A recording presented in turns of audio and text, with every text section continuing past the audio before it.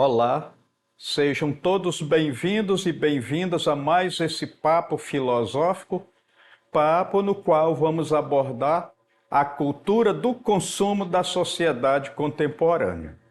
Nós, desde o início da humanidade, a gente precisa consumir. Todos nós somos consumidores. Agora, qual é a peculiaridade do consumo na sociedade contemporânea? É isso que nós vamos ver no decorrer dessa aula. A cultura do consumo é uma cultura que, na contemporaneidade, assumiu uma amplidão. É muito ampla a cultura do consumo no mundo odierno. A cultura e identidade. Na sociedade contemporânea, a cultura do consumo significa dizer que as práticas sociais e os valores culturais, como as ideias, as aspirações, as identidades, são definidas e orientadas pelo consumo. E o que isso quer dizer? Isso quer dizer que nós somos aquilo que consumimos. A gente já escutou aquele ditado por mais de uma vez: quem não é visto não é lembrado.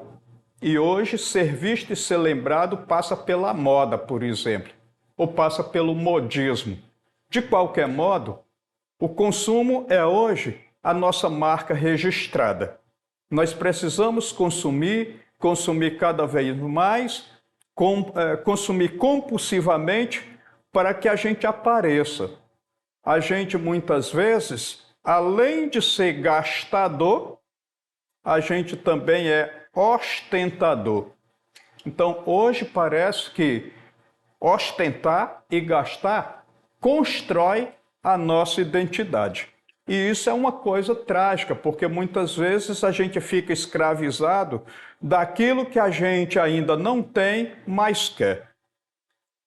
Então, o que é consumo? Nós temos consumo consciente. O que é esse consumo consciente? O consumo consciente é aquele em que as pessoas compram produtos que estão realmente precisando. Pesquisam os melhores preços e, às vezes, buscam produtos que não prejudicam a natureza. Então, o que isso significa? Significa que o consumo, aquilo que é necessário, ele pode ser enquadrado dentro de uma racionalidade, onde a gente vai eliminar aquilo que é supérfluo e vai consumir justamente aquelas coisas das quais nós estamos verdadeiramente necessitando, com aquele cuidado de verificar preços, de fazer comparações, para que a gente possa consumir, ao mesmo tempo, os melhores produtos, as melhores mercadorias, sem, no entanto, pagar mais por isso. E a outra coisa, nós precisamos ter cuidado com a natureza, o que significa hoje não prejudicar o meio ambiente ou prejudicar o meio ambiente da forma menor que a gente possa fazer. Então, atualmente, prestem bem atenção, a gente vai ao supermercado, compra embalagens de plástico, em geral 50 embalagens ou 100 embalagens, que pode ser de 15 litros, de 30 litros, de 50 litros, de 100 litros. E ela vem, essas embalagens, elas vêm dentro de um saquinho plástico. E ele vem sem violação, ele está intacto, com todos aqueles saquinhos lá dentro. Quando a gente chega em casa, a gente tira os saquinhos de dentro da embalagem, pega um dos saquinhos e coloca o saquinho da embalagem dentro do saquinho que você tirou da embalagem. Não é engraçado isso? É um jogo que eu nem sei se deu para entender. Mas, na verdade, a gente compra os saquinhos para o lixo dentro de uma embalagem, depois a gente retira a embalagem e coloca dentro de um dos saquinhos. Quer dizer, parece uma coisa meio absurda, mas, na verdade, isso acontece. Agora, outra coisa interessante, eu vou comprar ração para o gato no mercado, ou você vai comprar ração para o gato no mercado, meio quilo de ração. e manda colocar dentro de uma sacolinha de plástico. Aí o que acontece? Você vai comprar a ração para o cão, o saco menor que você vai encontrar lá no mercado pode ser de 1 quilo, de 2 quilos, mas você, em geral, compra aquele de 7 quilos ou de 25 quilos. Você vai mandar colocar dentro de uma sacolinha de plástico? Não vai. Até porque não cabe. Então, por que precisa colocar uma sacolinha de plástico no saco de ração para o gato, que é um saco de meio quilo, já vem embalado num saco de plástico, e não coloca o do cão? Então, não parece ser uma coisa meio irracional? Outra coisa, compra uma garrafa de Coca-Cola de 2 litros e manda colocar sacolinhas reforçando, 2 sacolinhas. Depois vai colocar aquela garrafa de 2 litros no bagageiro de um carro, dentro da boleia do carro. Então tem necessidade de colocar uma sacolinha de plástico ou 2 sacolinhas de plástico para levar embalada para casa uma garrafa de Coca-Cola de 2 litros? Então parece ser uma coisa, um consumismo exagerado que não está se importando com o meio ambiente, não está se importando com a natureza. É esse o problema. A gente precisa racionalizar o consumo para a gente não tomar atitudes estúpidas. Então, uma outra coisa que é importante é saber a diferença entre aquilo que é consumo e o que é consumismo. Eu já estava falando agora, anteriormente, algumas coisas que está muito ligada ao consumismo. Mas o que é verdadeiramente o consumismo? O consumismo é, então, um consumo irracional, impulsivo e perigoso. Então, discriminando sem olhar as consequências baseadas em valores materiais e na ostentação. Então, não leva em consideração a questão ética, leva em consideração a ostentação, leva em consideração, ao invés de valores, contra-valores. Então, é aquele consumo que nós não temos necessidade de enveredar por ele. Agora, uma outra coisa que eu acho interessante, é uma frase de choque que eu sempre gosto de colocar, é a seguinte: tem gente que compra o que não precisa com dinheiro que não tem para mostrar para quem não gosta. Ou seja, a gente compra o que não precisa com aquele dinheiro que você pegou emprestado no banco e às vezes pior ainda de um agiota, para comprar aquilo que você não tem necessidade para causar inveja aos outros. Ou seja, compra aquilo que não precisa com dinheiro emprestado, vai pagar o dobro por isso, ou quase o dobro, dependendo do juro que estiver embutido no empréstimo que ele fez.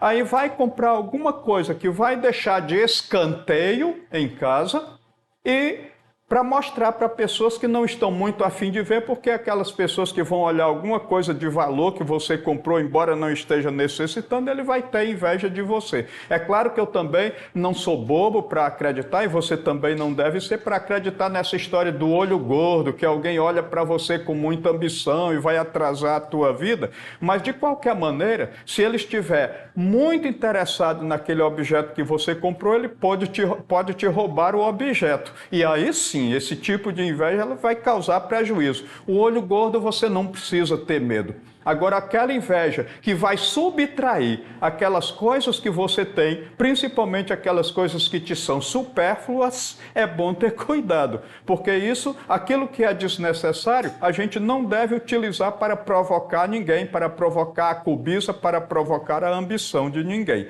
Mas muitas vezes a gente envereda por esse caminho. Por isso faz muito sentido essa frase de que nós muitas vezes compramos aquilo que não necessitamos com dinheiro que a gente não tem, para mostrar justamente para pessoas que não estão interessadas em ver a nossa felicidade, na elevação da nossa vida. Então, essa é uma coisa que a gente, sempre que a gente pode, é necessário que a gente evite. Agora nós temos aí uma imagem que é chocante. Eu até chamo a atenção primeiro para a imagem, depois para o texto. Então, aí de um dos lados, nós temos muitas marcas que são internacionais. E aí, de forma mais específica, as grandes marcas nacionais, marcas brasileiras, como nós temos aí o Omo, o Bombril, nós temos aí o Bozano, então são marcas brasileiras. Então a gente começa a consumir as coisas pela divulgação, pela propaganda, e essa divulgação que leva a gente a consumir compulsivamente as coisas, acaba dando àquela marca ou aquele produto um tipo de status muito grande. Ele passa a fazer parte da nossa vida e a gente não pode mais eliminá-lo. A publicidade ajuda a identificar o significado e o papel dos produtos, fornecendo informação sobre marcas, companhias e organizações. Para a maior parte dos gestores e profissionais de marketing, a publicidade ajuda a vender um produto e constrói a reputação de uma marca ou empresa. Então, determinados tipos de produtos, eles podem nem serem os melhores, mas de tanto que é propagandeado e de tanto que é consumido, e o consumo acaba sendo decorrente dessa propaganda que é evidente, então acaba que a marca se torna famosa não pela qualidade, mas pela divulgação e pelo consumo das pessoas. Então é nesse aspecto que uma marca acaba se consolidando, acaba chegando no mercado, vindo para ficar, porque a propaganda e o consumo levam essa marca, que muitas vezes nem é a melhor, a se tornar famosa e, portanto, ela passa a estar aí na nossa ordem do dia. Agora, outra coisa também, isso aqui é que é o mais importante. No encontro passado, a gente falou sobre o fetiche da mercadoria. O fetiche da mercadoria é justamente aquele fetiche que leva a mercadoria a esconder as relações sociais e econômicas que são praticadas no seu fabrico. Então, ao comprar um aparelho celular, um aparelho de televisão, eu não sei, olhando para ele, quem foi que ficou mais rico e quem foi que ficou mais pobre para confeccionar aquele material, aquele produto, aquela mercadoria, até chegar à minha mão.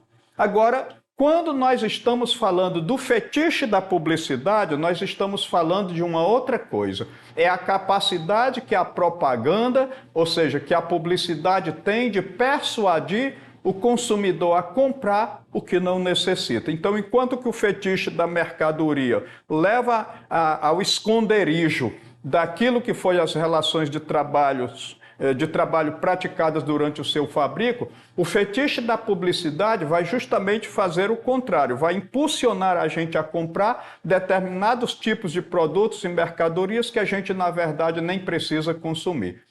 O trabalho produz as coisas para suprir necessidades. A propaganda produz necessidade para persuadir ao consumo de coisas supérfluas, desnecessárias. Leva ao gasto e à ostentação.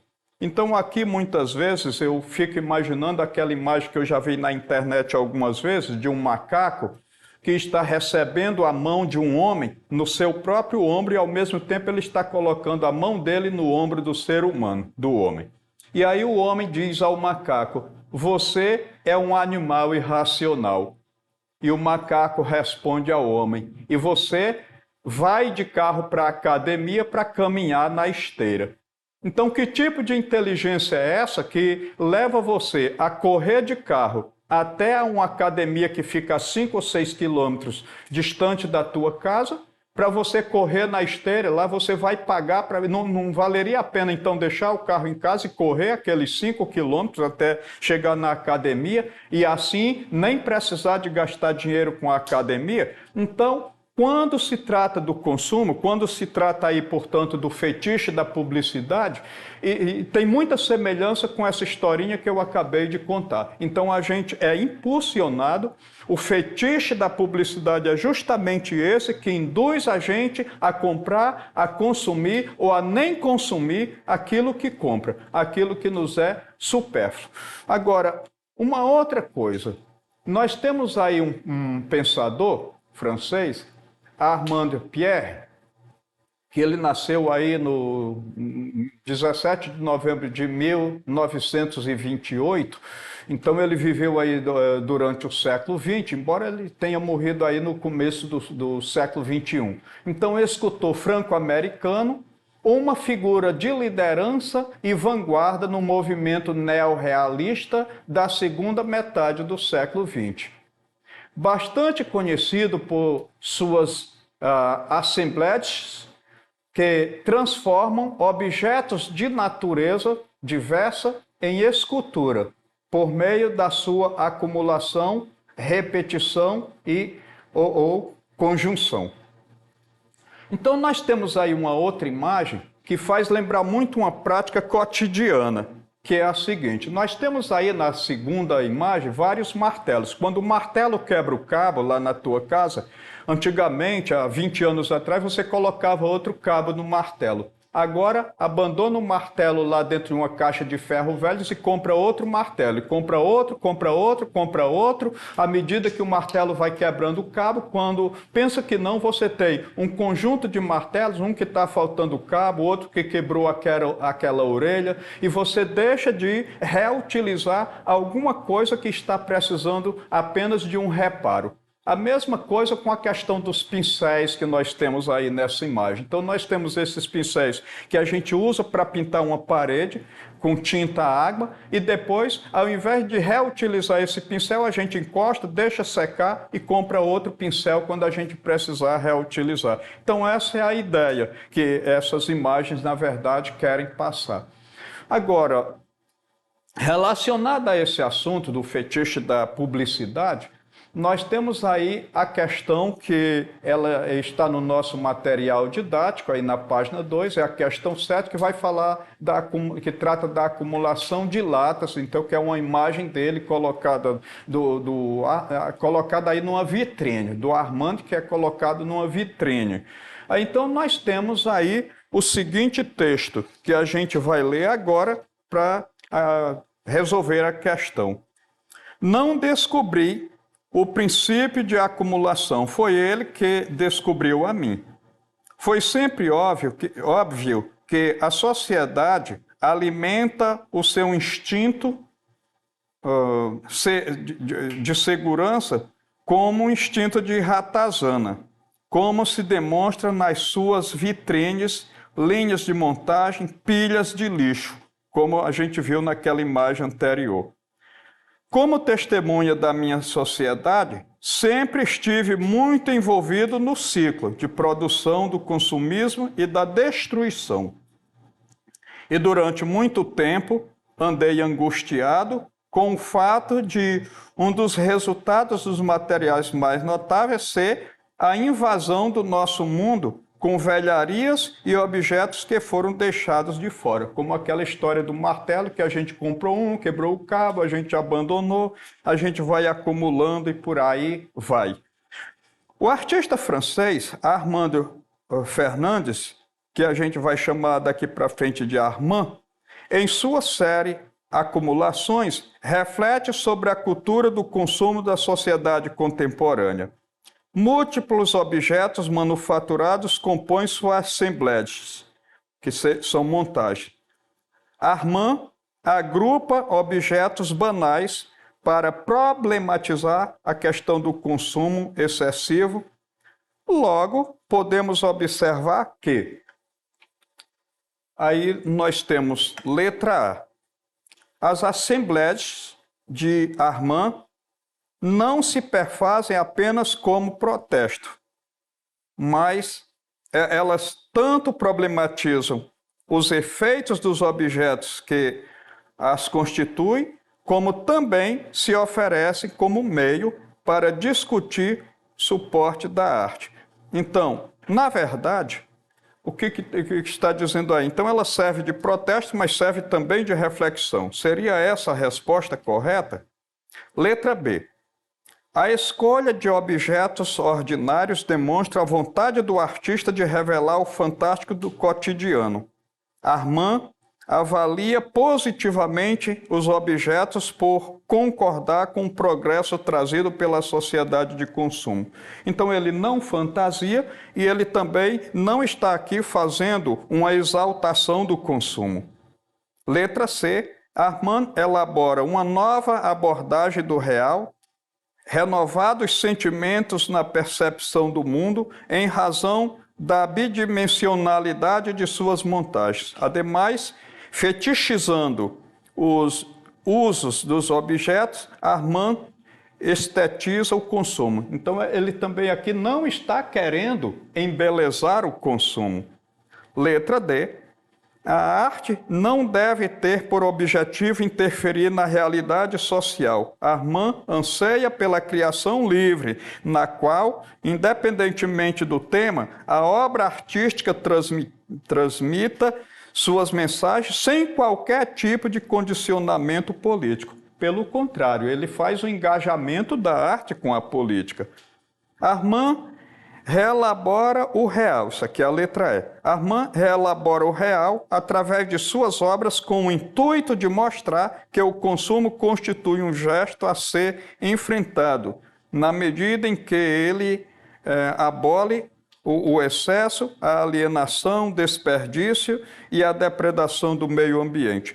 Com certeza é uma reflexão a ser enfrentada, mas ele não elimina a alienação, nem desperdício, nem a violência contra a natureza. Então, a resposta certa é a letra A.